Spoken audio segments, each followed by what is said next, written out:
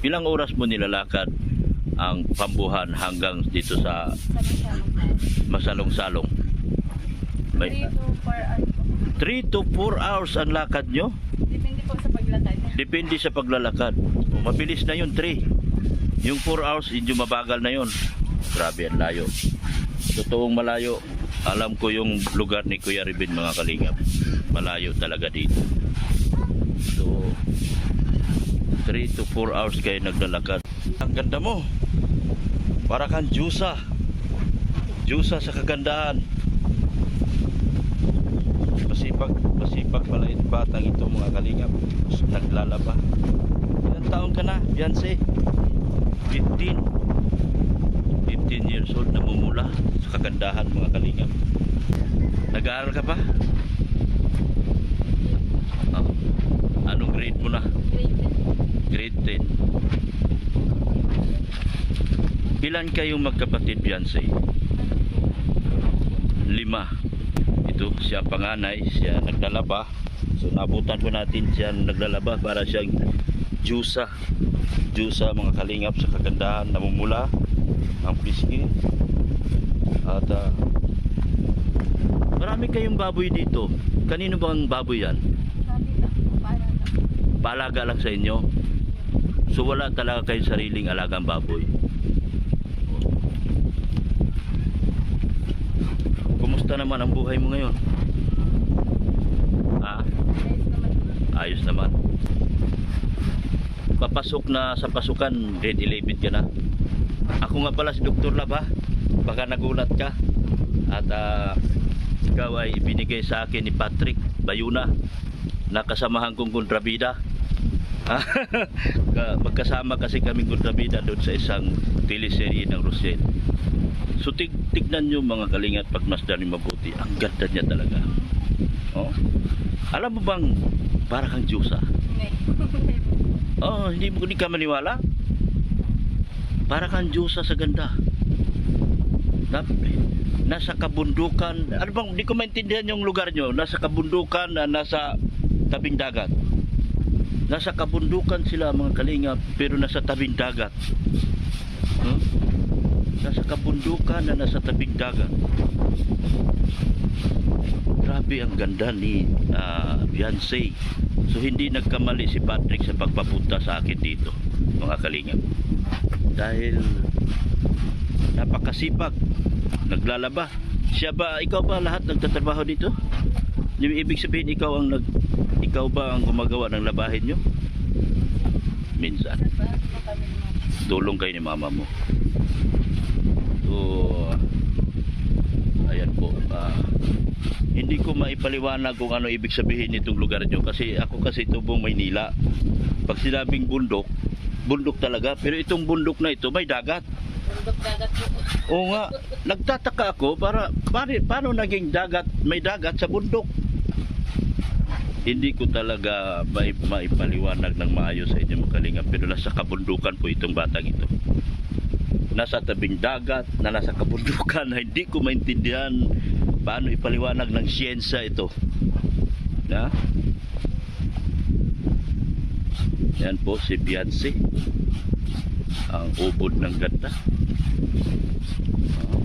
So, sa sunod pasukan, grade 11 ka na. Ayan po, mga kalingap. Yan. Siya po ay napakasipag na bata, naglalaba. Naabutan po natin naglalaba. Para akong tulisan dito, nabigla na lang pumasok, mga kalingap. Nung makita ko talaga siya, sabi ko ito na yung hinahanap namin. Sila po ay mahirap din po, mga kalingap. Magandang hapon po, mga kalingap. Magandang hapon po sa lahat ng suking tigpaminaw. At magandang hapon po sa mga patuloy na nagmamahal at nag-subscribe at patuloy nagpanood ng mga videos ni Dr. Lab. Muli po nating binalikan si Beyonce sa hapon na ito at napakaswerte ko kasi piyesta pala sa kanila ngayon. Anong handa niyo, Beyonce? Lakasan mo, ha? Lakasan mo kasi di ko marinig. Wala po. Ano po, tama lang pong pang-ulam. Pang-ulam. Kawawa naman, piyesta sa inyo ngayon. Wala kayong handa?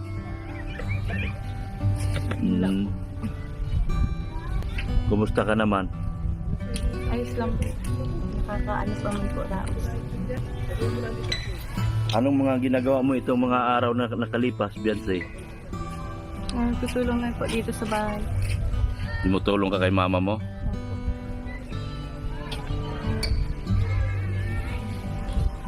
Maraming nagagandahan sa'yo. Ano mo sila? Batiin mo sila. Salamat po. Wala bang beauty pageant dito sa inyo? Wala po. Wala ba? Pang barangay?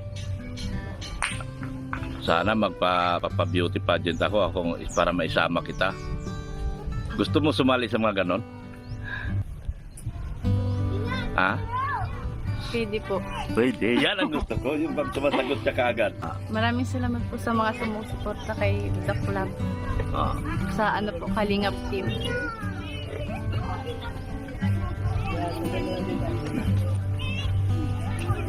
Aram ko kung ano, marami po silang natutulungan. Kaya maraming salamat po sa inyo sa pagsusuporta po.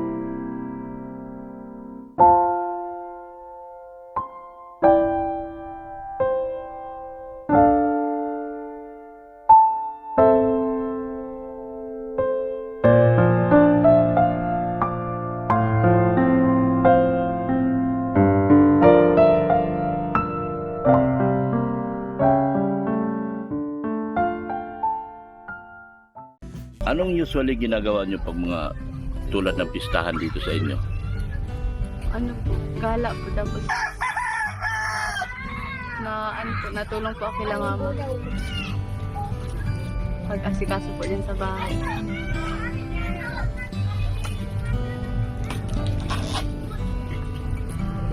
Wala kayong panghanda? Wala man pang trabaho si Papa. Kaya wala kayong panghanda ngayon?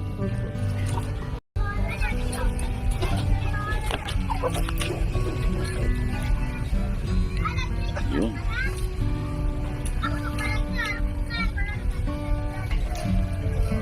Kailan ang pasukan nyo? Sa August po. August? 26 po ata. Ha? 26. 26? Malayo pa. Makaipon-ipon ka pa sa tuwing ibablog kita. Ipunin mo para meron kang panggasto sa sunod. At makahingi tayo ng tulong doon sa mga sponsor. Kung meron man mag-sponsor sa'yo, habang hindi pa ikaw na i-vlog ni Kalinga Prab, tuloy mo lang pag-aaral mo. Tutulungan kita. Ha? Habang hindi pa tayo napunta sa hindi ka pa nadalaw ni Kalinga Prab, ako muna mangangako sa iyo na tutulungan kita sa iyong pag-aaral. Mga pangbaon-baon mo. Kaysa naman kasi masipag ka mag-aral, Kahit walang baon. Pag napasok ka ba, may baon ka? Anong dala mo? Tunay na pong ano, Ha? tunay na pong wala. Sanay ka nang walang baon. Na ano lang po, marami lang po kinakain pag umaga. Para hindi po nagugutom.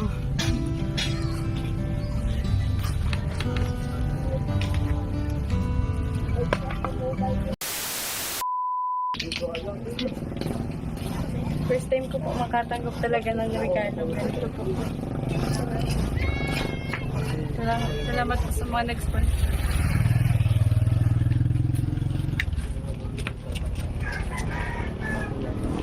Naiyak ako. Naiyak ako para sa kanya. Natuwa ako doon sa reaction niya. Hindi ko pa talaga akalain na bibigyan po ito ng work. Ay di, meron mga taong naawa sa'yo. May mga taong naawa sa'yo. Kaya yan ay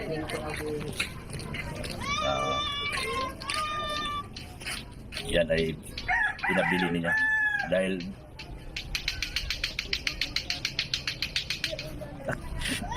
tatlong oras ka raw kasi naglalakad. Kaya naawa sila sa'yo.